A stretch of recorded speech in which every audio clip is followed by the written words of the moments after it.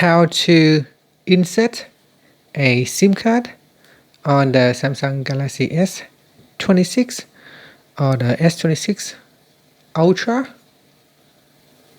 Okay, first, inside the box, it comes with a SIM tray. So you want to get the SIM pin and push into the SIM slot at the bottom here.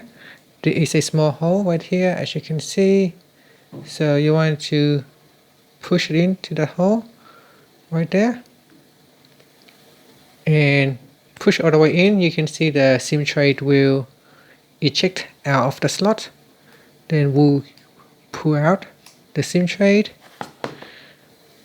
And now we get the nano SIM card and place it on top of the SIM tray.